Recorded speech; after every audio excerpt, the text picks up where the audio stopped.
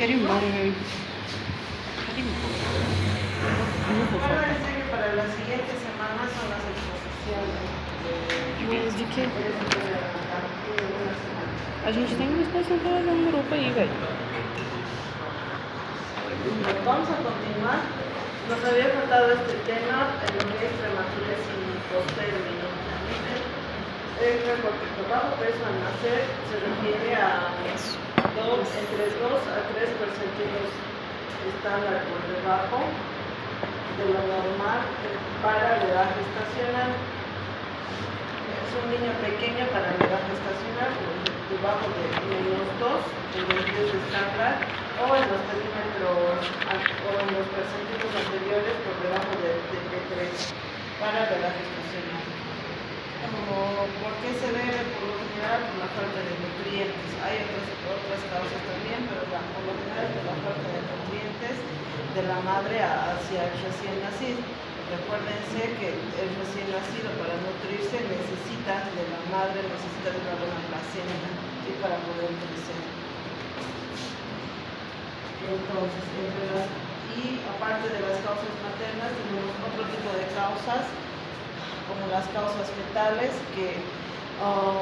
por las que un bebé no crece debidamente, como son las cromosomopatías, la trisomía 13, 18, 21, síndrome de Turner, lesiones autonómicas, cromosómicas en anillo, anomalías congénitas como el síndrome de Potter, anomalías cardíacas, enfermedades genéticas como la fibromialgia, síndrome de Bloom, y dentro de las causas maternas, enfermedades médicas como hipertensión, diabetes, enfermedad renal, enfermedad del colágeno, infección materna, ya sea por alguna enfermedad cardíaca, anemia crónica o enfermedad pulmonar crónica de la madre, o infecciones como toxoplasma, rubiola, citomegalovirus, herpes, malaria, trypanosomiasis y HIV, y como dijimos el estado nutricional de una mala ingesta en el embarazo, un peso bajo antes del embarazo, poca ganancia ponderal, desnutrición durante el embarazo y el abuso de sustancias como drogas, tabaco, alcohol.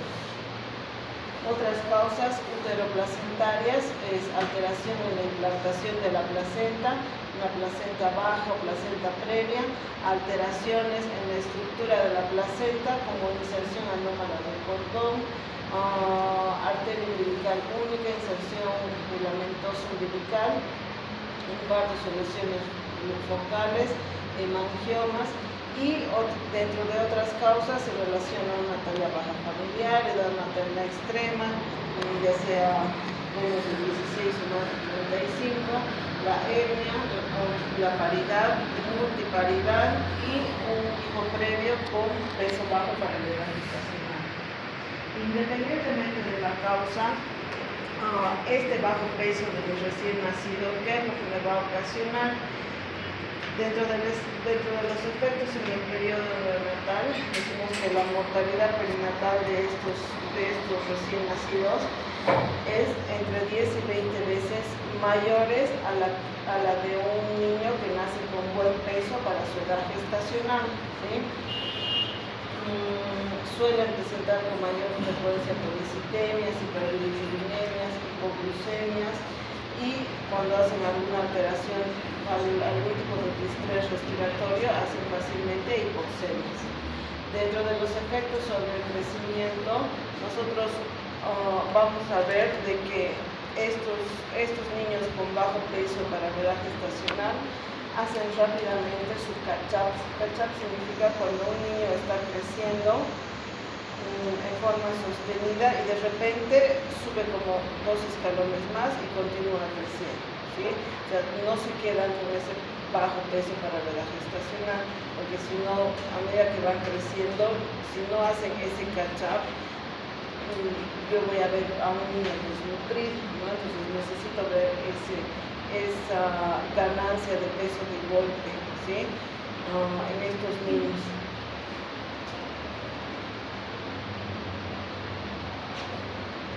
Y dentro de los efectos sobre el desarrollo neurológico y la conducta, la talla corta en la edad adulta se relaciona desventajas psicosociales y problemas del comportamiento. Puede encontrar efectos sobre el metabolismo y el hidrocarbonado, en el metabolismo hidrocarbonado del sistema cardiovascular, hacen resistencia a la insulina, tienen niveles altos de colesterol total y HDL y recetan la secreción de la hormona fertilidad. O sea que en el caso de las mujeres se asocia a ovarios poliquísticos, ciclos anovulatorios, y en el caso de los varones hay una disminución de tamaño testicular, hipospadia, criptorquidia, ¿sí? Entonces, independientemente de la causa, estos son los efectos que me produce, pero como les dije, yo voy a encontrar durante su crecimiento ese catch-up que dicen, o sea, esa ganancia de golpe, ¿sí? En su peso y con esa ganancia de peso ya en mis percentilos, cuando yo lo voy a ver en una edad pediátrica, va a ser un niño normal, acorde para su edad, ¿sí?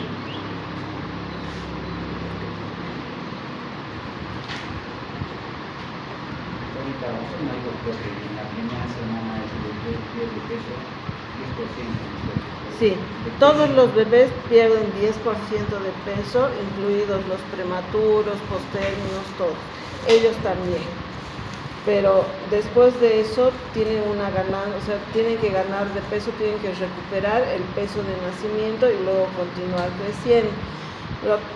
Dentro de los percentilos, acuérdense que nosotros tenemos la línea Z0, ¿verdad? Pero tenemos -1, +1, -2, +2, que todo eso es normal. Entonces, esa disminución y ganancia está contemplado en ese intervalo, ¿sí?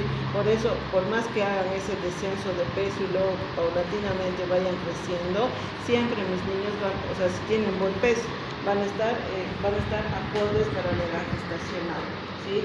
En cambio, estos, como son muy bajo peso, si no hacen ese salto, siempre yo voy a encontrar como si estarían desnutridos, pero cuando hacen ese salto ya van a entrar en ese intervalo, ¿sí?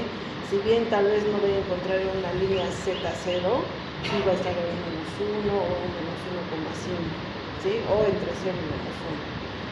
Y uno puede hacer algo para que en ese caso, o sea, puede hacer algo médico. Si es muy bajo peso, ustedes lo que tienen que ver es la talla, ver si es una talla, o sea, si el niño es pequeñito, por una talla baja familiar o patológica. Si es una talla baja patológica, van a poder utilizar hormonas de crecimiento, ¿sí? Pero si es una talla baja familiar, tienen que esperar que haga ese, ¿sí? Porque se puede, en los niños se ha visto, pero no está la verdad en guías, pero por ejemplo se usa mucho zinc para aumentar de peso, para aumentar de tamaño, tratamientos con zinc, un mes haces el tratamiento, descansas un mes, luego haces otro mes, pero eso no está escrito en ningún lado.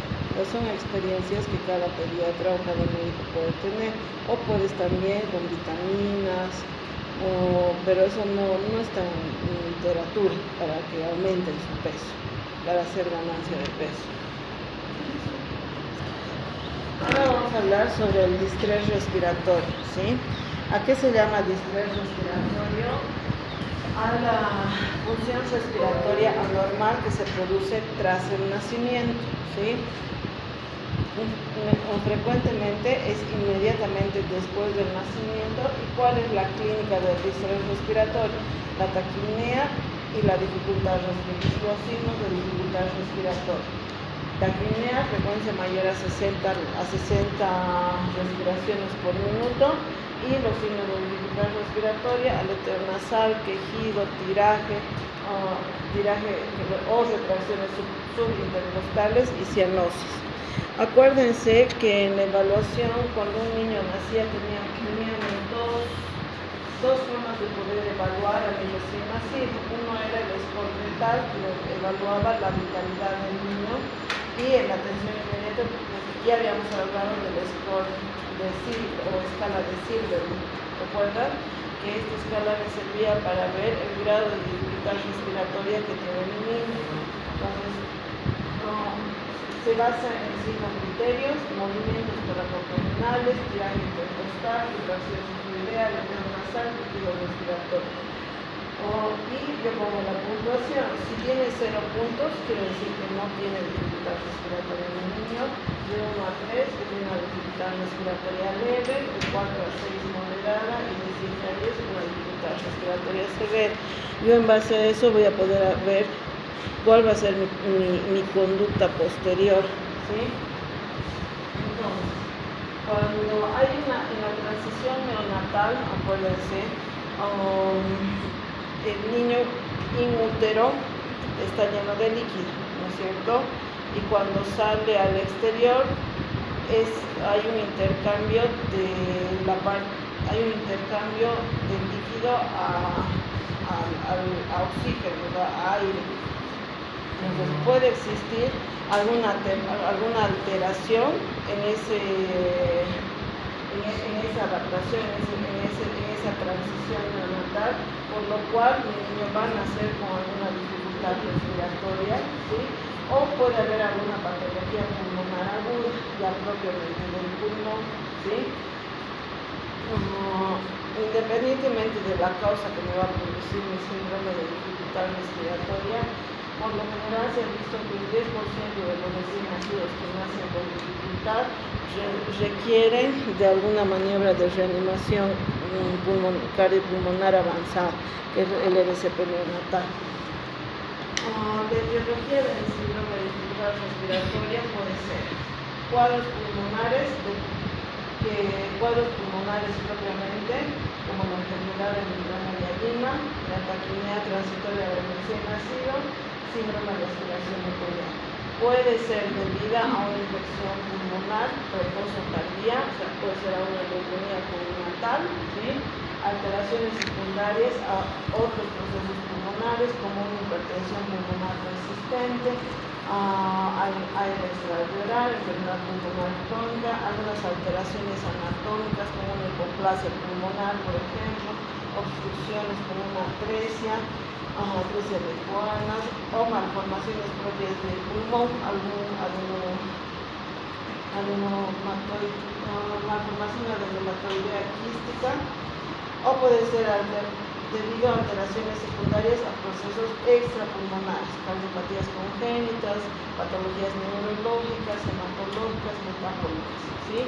Nosotros ahora lo que vamos a avanzar son las 3 que están enmarcadas, ¿sí? Porque los otros son propios de la especialidad. Vamos a ver lo que es la enfermedad de membrana hialina, taquimia transitoria del recién nacido y el síndrome de aspiración meconiana. Dentro de la estadística, estas son las que tienen mayor afección.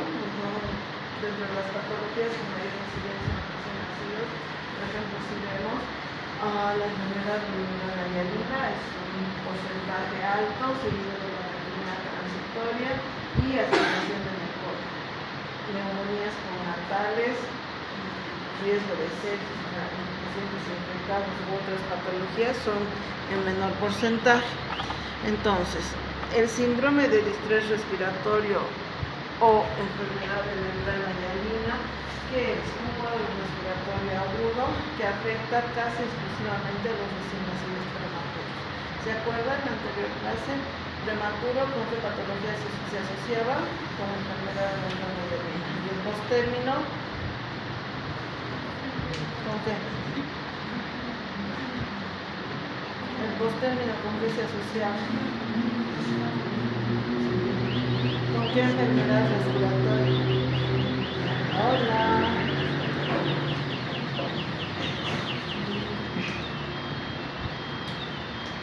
Una semana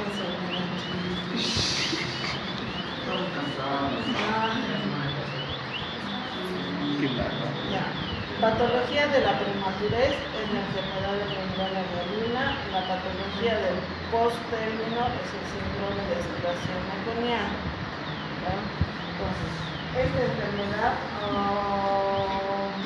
esta enfermedad yo voy a encontrar inmadurez del pulmón, no solamente en la parte bioquímica, o sea, no solamente va a haber déficit del surfactante, sino también a nivel morfológico funcional. El desarrollo pulmonar no se ha completado en estos niños inmaduros, ¿sí?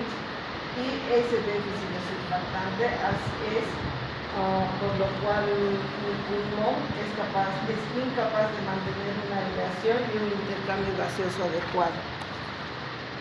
Yo aquí veo mi alveolo con surfactante y aquí veo mi alveolo sin surfactante. ¿Qué es lo que voy a encontrar? Fibrina y membrana hialina. Es por eso que se llama así, enfermedad de membrana hialina.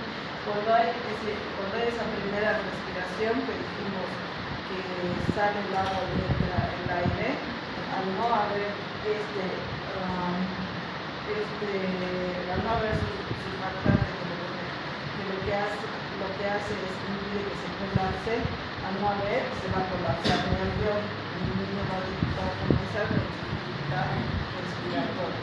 Radiográficamente yo voy a poder ver un vidrio esmentado.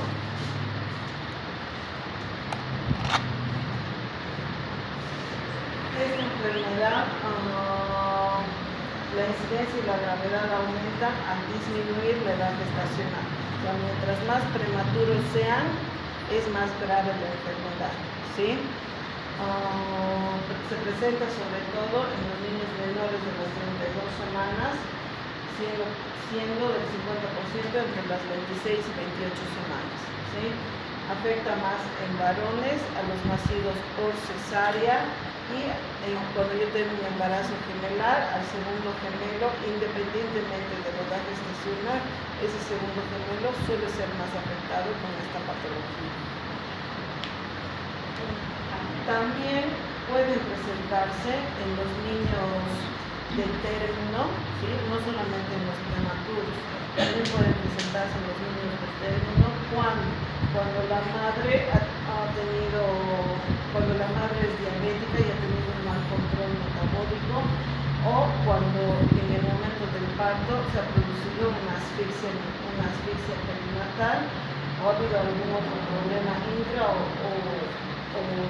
postnatal de mi recién nacido, ¿sí? Entonces, en los niños de término yo voy a encontrar enfermedad de membrana hialina, en las madres diabéticas con mal control metabólico y cuando mi niño ha sufrido asfixia neonatal, ¿sí? ¿Qué es lo que pasa? Dijimos, hay déficit transitorio de surfactante. Entonces, esta pérdida de la función tensoactiva produce el colapso alveolar, ¿sí? El alveolo se colapsa, por tanto, hay una pérdida de la capacidad residual funcional que dificulta la ventilación.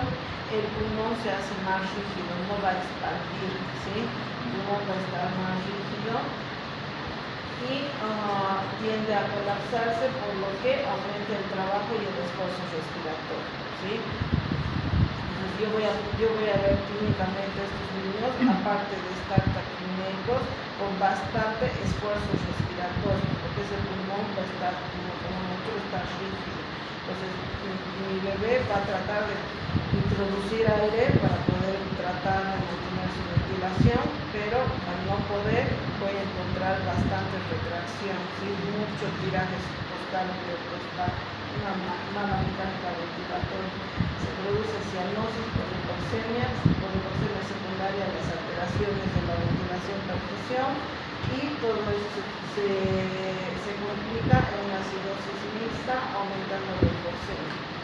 En el pulmón yo voy a poder encontrar microarteriectasias difusas, edema, congestión vascular y lesión del epitelio respiratorio. Entonces, esa prematuridad, cesárea, asfixia global, acidosis, hay una disminución del agente tensoactivo, que es el surfactante. Eso produce alteraciones en las presiones. Hay un aumento en la presión de dióxido de carbono, un aumento en la presión de oxígeno y un aumento en el pH. Esto me va a traducir en una taquimia transitoria, necesidad natal, hipotermia y apnea. ¿Sí? Y a la vez yo voy a poder encontrar atelectasis progresivas, hipoventilación, como no hay una entrada de aire a auscultar, yo voy a encontrar disminución de entrada en ambos campos pulmonares, hay una hipoventilación. Y esto si va a continuar, ¿sí?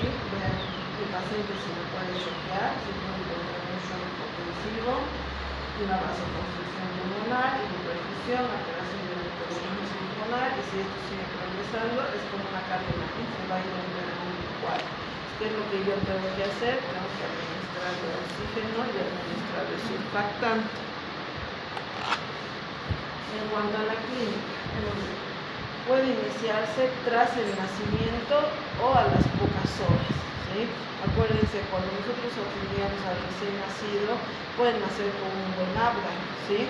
Si no ha sido asfixiado o deprimido, pueden nacer con un buen habla y después de unos minutos o unas horas recién comenzar con dificultad para respirar. Y para eso tengo mi escala de Sigma para poder ver qué grado de dificultad respiratoria tiene. Entonces, va a ir, tiene un empeoro progresivo cuando aparece la dificultad respiratoria, como les dije, encuentra al paciente con polimento, con diversos costal, sepultura, tejido, aleteo nasal y cianosis.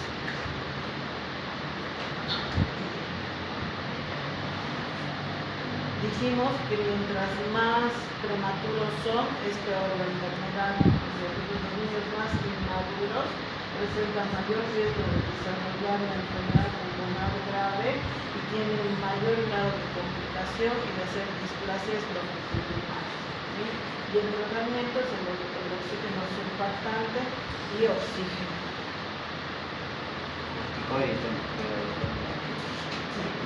Entonces, dentro de mi tratamiento yo tengo medidas generales preventivas, prenatal y perinatal. ¿Sí?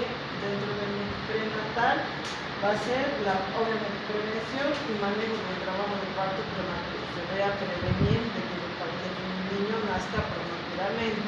¿Sí? Por eso es muy importante los controles prenatales. ¿Sí? Ver qué va a gestacional tiene embarazada, si es que tiene algún tipo de infección, tratar la infección. Acuérdense, todas las causas de prematurez las tengo que prevenir. ¿Sí? Y en caso de que no se pueda prevenir, porque a veces la prematurez no es efectiva, lo que le sirve es la administración de corticoides. ¿Sí? En las 24 semanas, betamorrazona, 12 miligramos intramuscular cada 24 horas por 2 dosis. ¿Sí? Y a nivel perinatal, prevención y tratamiento de la asfixia. Porque mientras más, si el niño nace asfixiado, tiene peor pronóstico. Acuérdense, los niños de término, ¿en qué casos hacían enfermedad de Mendel-Levy? ¿Y te estoy diciendo? ¿En qué casos hacían los de término? Los de término, ¿en qué casos hacían enfermedad de la aspiración Mendel-Levy? de la... No, la aspiración de la... ¿En qué casos? La aspiración de la... No, ahorita de hecho. En caso de las madres diabéticas que tienen mal control metabólico y cuando el niño nace con asfixia perinatal. ¿Sí? Entonces tengo que prevenir esa asfixia perinatal. ¿Sí? Ya el tratamiento en sí de la enfermedad, con medidas generales, tengo que controlar termorregulación, hidratación, balance nutricional de líquidos, en el caso que sea necesario transfusión e inicio de antibióticos. ¿Sí? Porque estos niños tienen predisposición a infectarse. Pues cuando yo encuentro enfermedad de membrana hialina, yo inicio antibióticos medicamentos. En mis medidas específicas está prenatales, los esteroides prenatales y el surfactante, ¿sí? Si pesan menos de 1200 gramos, la dosis es 4 ml por dosis. Y si es más de 1200, 4 ml kilo peso dosis, ¿sí? Entonces,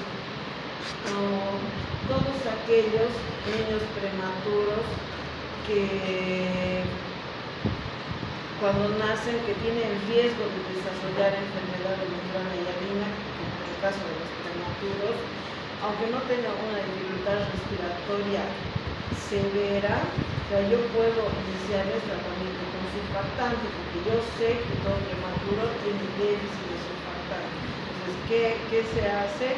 Se hace una intubación, se introduce el surfactante, se extuba y se monitoriza el niño, ¿sí? O sea, obviamente, si necesita oxígeno, puedo colocarle cánula, puedo ponerle oxígeno, pero no necesito que mi paciente esté grave para yo iniciar este tratamiento, ¿sí?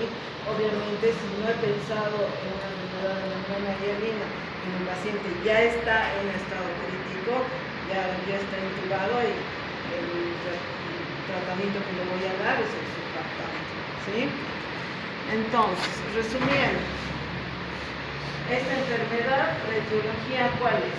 Déficit de surfactante pulmonar, que es producido por el linfocitos tipo 2, factor de riesgo, recién nacidos pretérmino, la radiografía del tórax, yo voy a encontrar imagen en vidrio esmolado y un infiltrado difuso. Esto es lo que encuentro, si se fijan, no encuentro pulmones, blanco, casi todo blanco. Y posterior al surfactante ya voy a encontrar el parénquima, ¿sí? Ya se lo expandimos. En cuanto al manejo, en cuanto a la prevención, evitar el parto pretérmino, corticoides prenatales, el surfactante exógeno, oxigenoterapia, ¿sí? Y esos pacientes que a pesar del oxígeno y del surfactante no están respondiendo, puede que terminen siendo intubados y terminen necesitando una ventilación a presión positiva, como están en aire, en ventilación artificial. ¿Hay antibiótico? ¿Qué antibiótico a los pacientes? Todos los niños se comían, la droga de primera línea es Ampligel. Ampicilina 200 miligramos kilo peso dosis y gentamicina de 5 a 7 miligramos kilo peso día para nosotros, ¿sí? Otra patología respiratoria que tengo es el síndrome de aspiración de meconio. El SAM, que es síndrome de aspiración meconial, consiste en que en la inhalación del meconio que está intraútero, ¿sí? Intraútero o intraparto. Es una enfermedad por lo general del neonato posttérmino, ¿sí? De todos aquellos que han nacido posterior a las 42 semanas. Como les decía, ¿no? Cuando el ginecólogo corte, yo voy a ver que el líquido amniótico que está saliendo es verde, es meconio. Tengo que poder identificar si ese mi recién nacido va a ser un síndrome de aspiración meconial o no. No todos los niños que nacen con meconio hacen el síndrome de aspiración meconial, porque hay muchos niños que nacen meconiados que no tienen esta patología.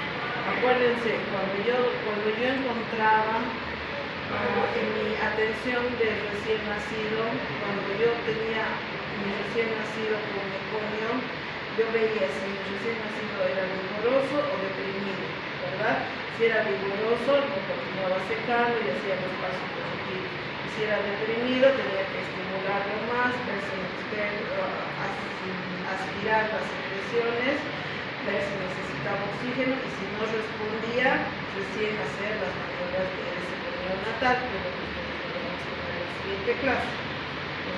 Esos niños que nacen vigorosos, por lo general no hacen el SAP, no hacen este síndrome de aspiración. Los niños deprimidos, que no salen después de la primera maniobra, eso sí con frecuencia no salen porque pues, su pulmón ya está todo comprimido, ¿ya?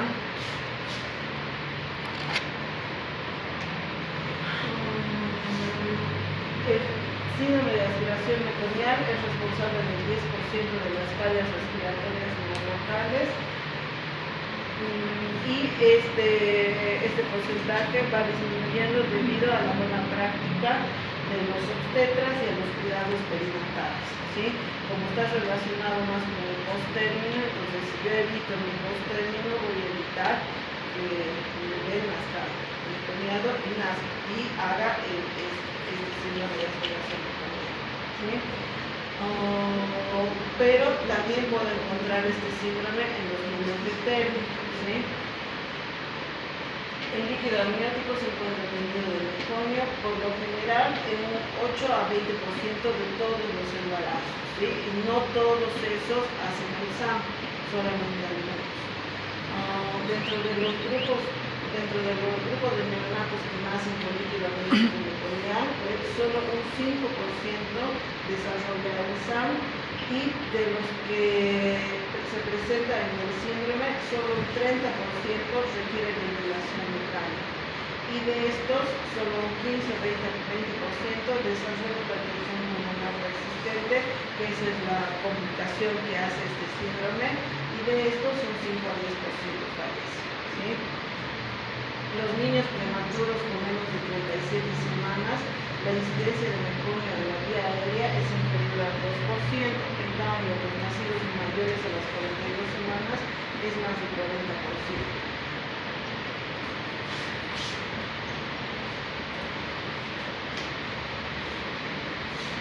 El paso del meconio hacia el líquido amniótico es poco probable en el niño prematuro porque no tiene la madurez suficiente del intestino como para hacer el peristaltismo, ¿sí? Por eso en los pretérminos no se suele observar líquido amniótico meconial en el nacimiento. ¿Qué es lo que yo voy a encontrar cuando mi niño nace por líquido amniótico? Cuando mi niño hace un síndrome de aspiración meconial, hipoxia y acidosis, hay un aumento del peristaltismo y hay relajación del esfínter anal, por eso hay un meconio intraútero, y ese paso del meconio al líquido amniótico es lo que aspira mi niño estando intraútero. Entonces, yo voy a ver nuestra construcción mecánica, neumonitis química o infecciosa, porque es lo que me produce el meconio de los pulmones, y eso también me va a inactivar al surfactante, ¿sí? Entonces mis alvéolos también van a colapsar, ¿sí? No porque estén inmaduros, sino porque se van a inactivar por el meconio. Entonces hay un atrapamiento aéreo, producen apelantáceas, hay una ventilación deficiente, pueden producir neumotórax, neumodiastino, y todo esto nos lleva a una hipoxemia y acidosis, y esto a una hipertensión pulmonar persistente. Entonces, en cuanto a mi clínica, dijimos, mi recién nacido vigoroso con líquido amniótico, mi recién nacido no vigoroso con líquido amniótico con meconio va a presentar, acuérdense, los niños vigorosos por lo general no hacen el SAM, los deprimidos sí. ¿Qué es lo que yo encuentro cuando hacen el SAM? Taquipnea. Taquipnea es el síntoma fundamental de todos estos síntomas, ¿sí? Cianosis aleteonasal, retracciones costales, tórax invasorio, respiración paralocal y crepitus rojos en ambos campos pulmonares. Como yo dije, como mis pulmones están llenos de meconio, yo voy a auscultar ese líquido, ese meconio en el pulmón. Mi radiografía va a ser compatible a imágenes tipo algodonosas, ¿sí? Como el patrón de AB. En la enfermedad de membrana uterina veía todo plano, como vidrios modulados, o sea, todo está como borrado. También en esta yo voy a ver mi parénquima y como parches tipo algodonosos, ¿sí?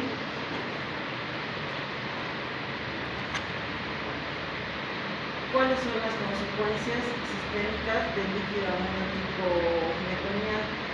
En el recién nacido prematuro se asocia a los cultivos positivos cuando las mamás tienen poliomielitis. Sí se puede relacionar en el parto prematuro, ¿sí? Y puede haber una inflamación pulmonar leve, puede producirme sepsis neonatal,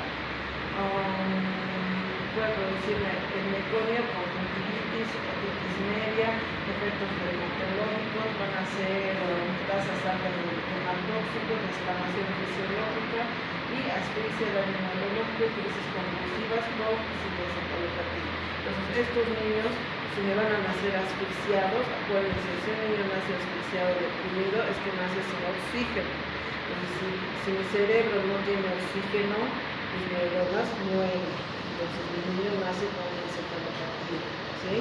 Puede tener convulsiones, ¿sí? Puede tener crisis convulsiva y el daño neurológico que presenta es irreversible, ¿sí?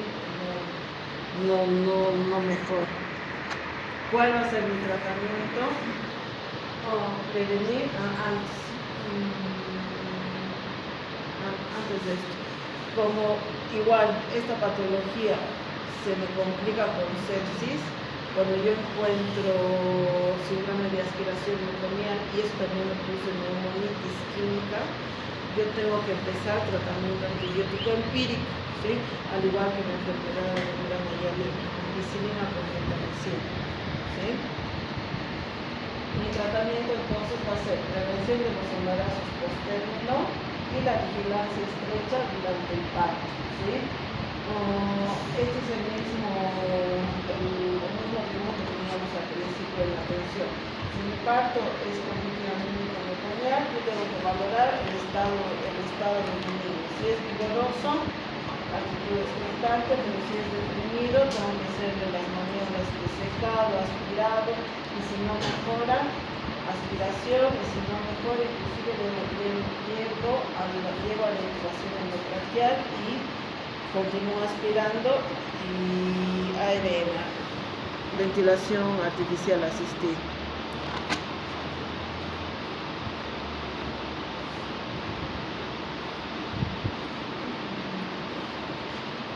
Estos niños, bueno, voy a necesitar dentro de las medidas generales una termorregulación de todo, al igual que todos los recién nacidos de término, ¿no? Tengo que darle calor, tengo que evitar las hipoglucemias, en el tratamiento respiratorio tengo que controlar la saturación. Cuando suelen hacer hipoxemias, pues tienen que estar monitorizados, ¿sí? Una saturación menor a 92 se considera como hipoxemia y necesita oxígeno. Si la dificultad respiratoria no es grave, si es leve, yo voy a comenzar con puntas nasales. Si mi saturación no mejora, voy a cambiar a máscara por reservorio, y si mi saturación no mejora, voy a utilizar un CPAP, que es una máscara que le da más presión de oxígeno que la máscara común, y si no mejora, voy a necesitar intubar para pasarle oxígeno intubado, ¿sí?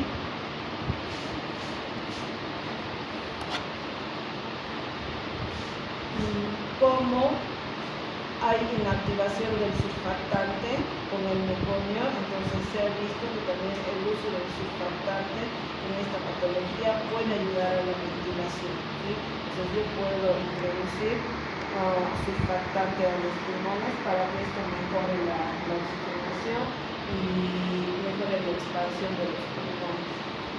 Otro tratamiento es el óxido nítrico, ya cuando los pacientes están intubados, han tenido una dificultad respiratoria grave y están intubados, se utiliza óxido nítrico, que esto evita que mi niño se me complique con hipertensión pulmonar persistente. Pero cuando tiene ya esa complicación, tiene una muy alta tasa de mortalidad, ¿sí?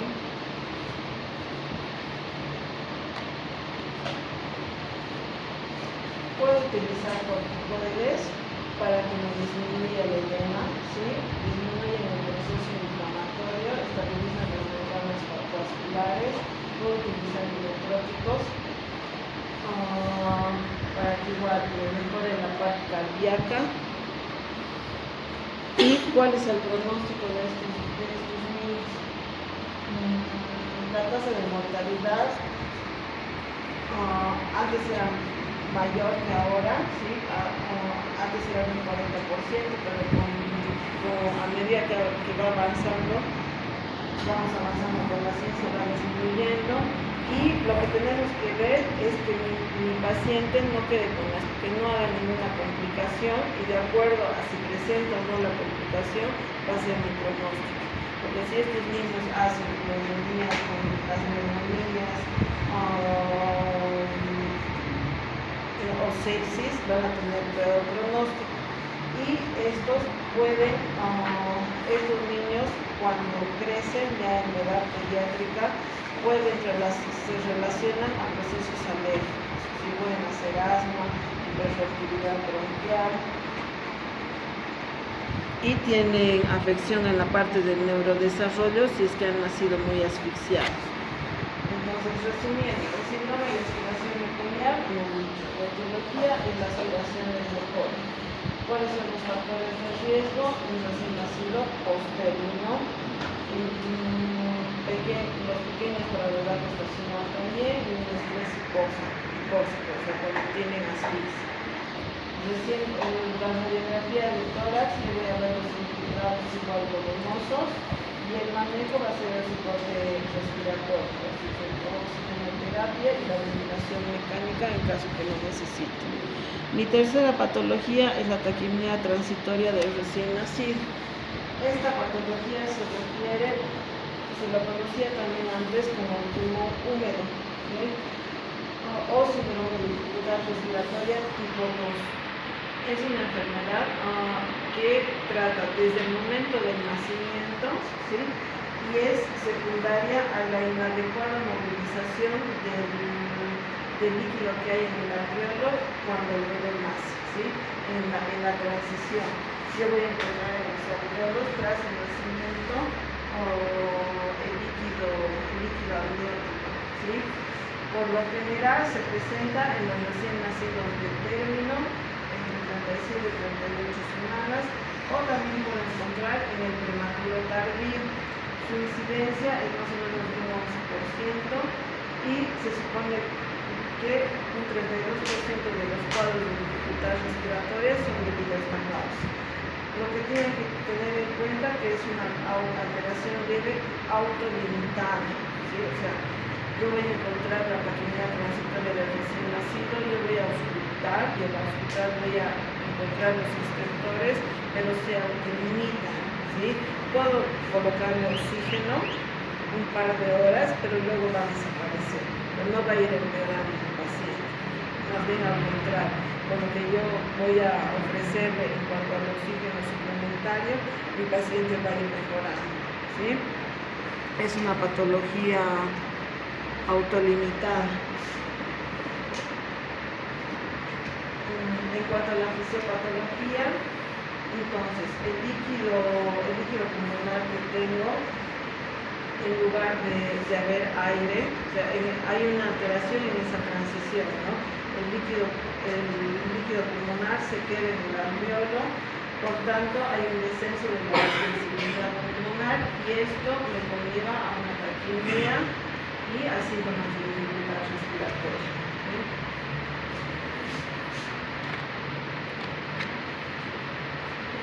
En cuanto a la fisiopatología, la eliminación del líquido pulmonar comienza con el trabajo del parto hasta un 45%, 6 horas previas al nacimiento debido al movimiento de las catecolaminas maternas, hace que haya un cambio funcional del canal del epitelio, hace que haya un cambio de los canales de sodio. O sea, hay una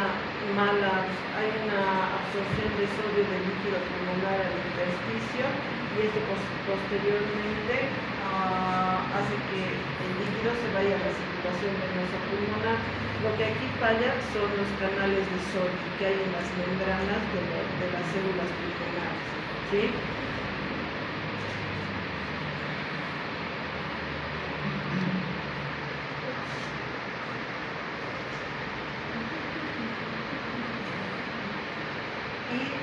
cuando habitualmente tiene que haber la eliminación del líquido pulmonar, se obstaculiza, por lo tanto mi alveolo va a quedar con el líquido amniótico dentro, y es lo que yo voy a encontrar. ¿Hasta cuánto tiempo después del nacimiento yo encuentro el líquido alveolar dentro del pulmón? Entre 6 a 8 horas. Es el tiempo que yo puedo esperar que esta patología se autolimite. Si en 6 a 8 horas esta patología continúa, entonces tengo que pensar que no es un síndrome de aspiración, que no es una taquimia transitoria, sino es otra patología. ¿Sí?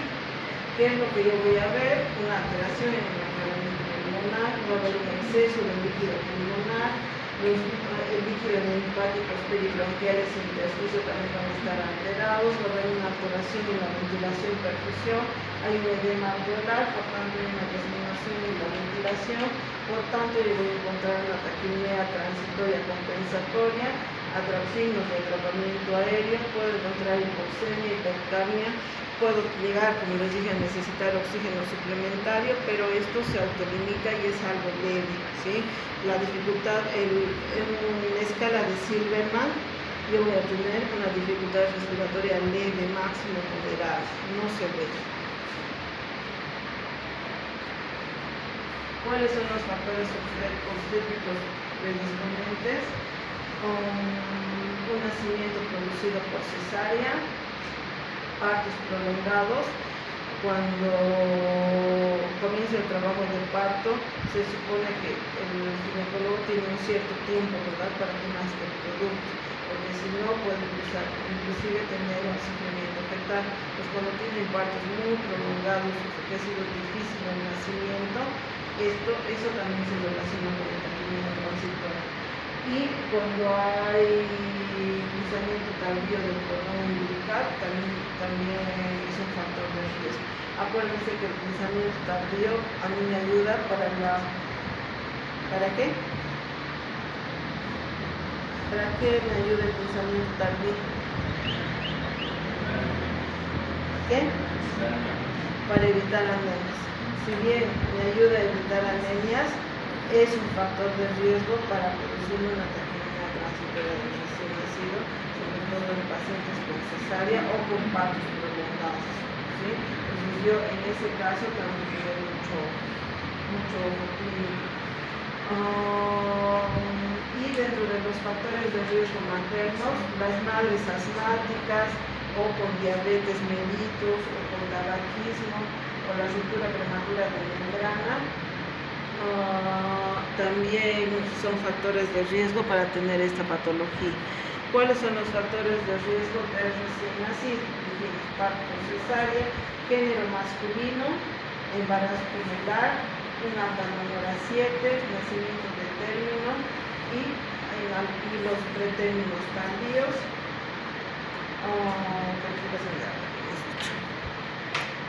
¿Cuál es la clínica que yo voy a encontrar? Signos de dificultad respiratoria. Taquipnea, intranasal, cianosis, tiraje subcostal, intercostal.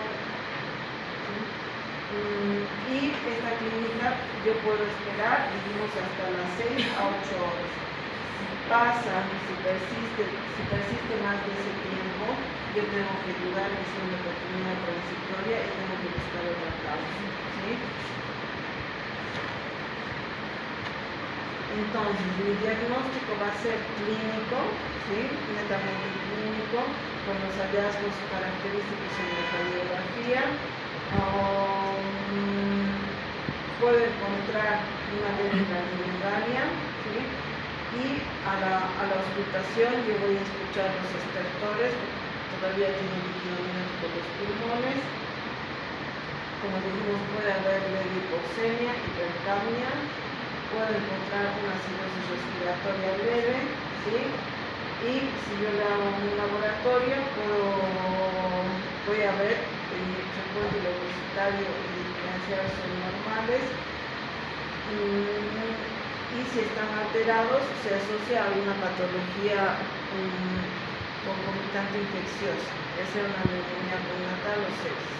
Estos pacientes no necesitan tratamiento antibiótico empírico, porque se supone que esta patología es autolimitada, ¿sí?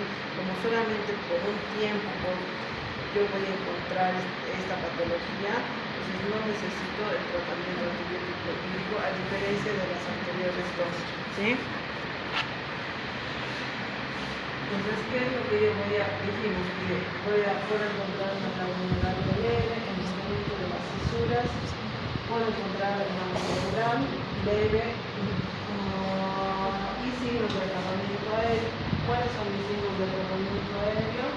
Tensión del parénquima y las costillas horizontales, ¿sí? Aquí no encuentro los parches algodonosos, nada.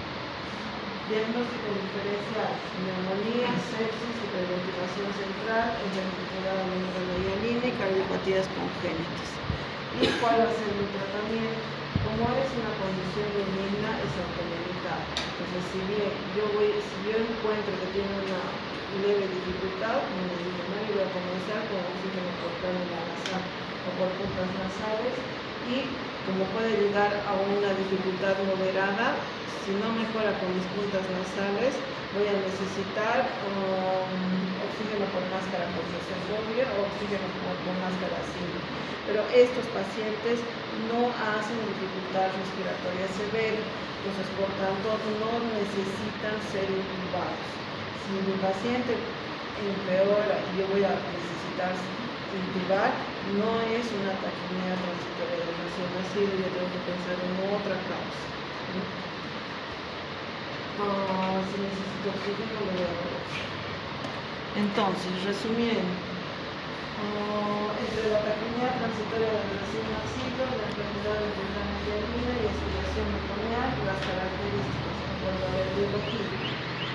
Taquipnea transitoria: retraso en la reabsorción del líquido pulmonar fetal, la enfermedad de una déficit surfactante, aspiración meconial, síndrome de aspiración meconial, aspiración de licor.